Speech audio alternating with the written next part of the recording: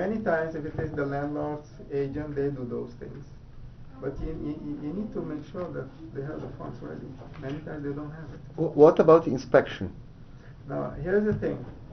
When this paperwork come back from the landlord, I call the tenant, and the tenant get the paperwork. The tenant go then to the caseworker and give it to the caseworker, right? Now, the caseworker review through everything. If there's something missing, they will delay the process. So that's why you must make sure everything is tip-top. Now, the caseworker, write an order for inspection. Officially, the inspector has 2 weeks to do an inspection. Many times it's not so long, but it can delay the process. The tenants are not allowed to move in before the inspection is done. You understand? Many times we get problems with that because they have to move in at the end of the month. Inspection is not done. Yeah. If it don't pass inspection, Section 8 won't pay the money. The unit has to be vacant for inspection, or it can be somebody. I had sometimes the landlord move out, but he still had things there, and the inspection said still people living there. The landlord is moving out. Well, we're gonna come back when they move out. We still do everything, but he didn't give a final approval of the inspection. So it must be a moving condition for the tenant. So they come and check everything for safety reason, health reason, and name it. They check everything. So make sure you tell the tenant, the landlord's agent, the landlord, make sure that everything is moving condition. This one thing also, it must have electricity. So when you come in house with no electricity, you do everything. When the inspector comes, he cannot inspect the place because there's no electricity there. All right? So these are tiny things can delay the process. So when it is inspected, I give them the association forms. I don't run around with them, bring them there, tell them where to go.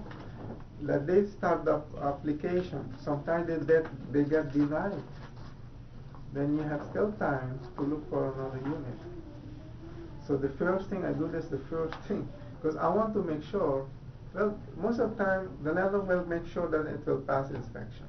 But the association, if they're not approved, they cannot move in. Why do they usually get rejected? The premises don't meet the standards, or what? Well, some association like Thousand Oaks and Vero Beach, they don't accept Section 8 at all.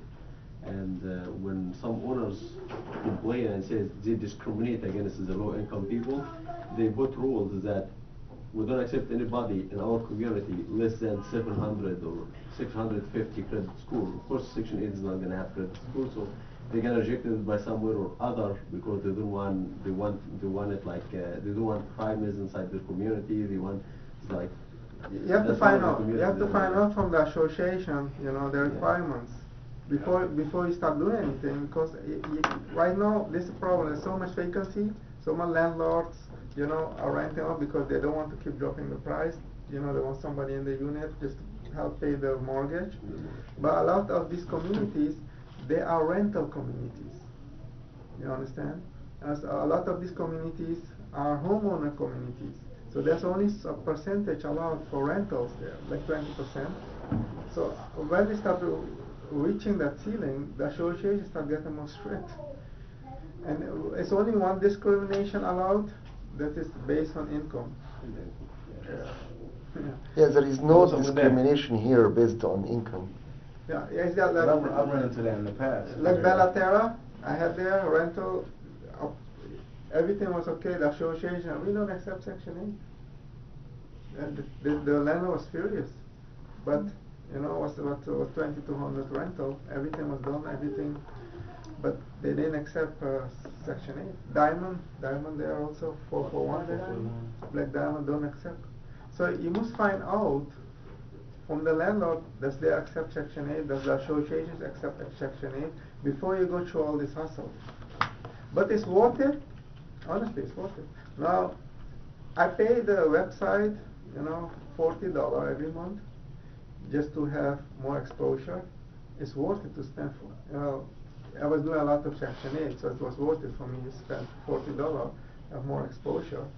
And you can put all your information. I put like, I don't know, 20 rentals over there, you know, and I get a lot of calls. Now this is also a smart thing to do. You need inventory. And you don't have time to look around calling people, you know, do you accept Section 8, what is the requirement? You must have, I just pick up a few communities, and that's my inventory. Now I'm going to give you a tip. Property management companies, they have also a list of rentals. If you find one that they want to work with Section 8, you have right away inventory of 20 properties. I had one, you know, it's great. You build right away a relationship. As I said, you know, it's one of the keys. You get right away inventory of rentals, and most of the time you can work by phone, you know, and they take over all these headaches. You send a tenant to that property management company, and they do everything, but you get half of the fee. So I did like 4 of them, and I was very excited because it saved you so much time. Now, if you want to do this efficiently, you know, and get a stable income coming here, I was doing like 8, 12, 15 even, was my highest a month. And the way I did it really was what I said. I hook up with a company. 15, you are talking about 7, 8, at least 1,000 per month income. Yeah. Yeah. I had, you know, but what I did is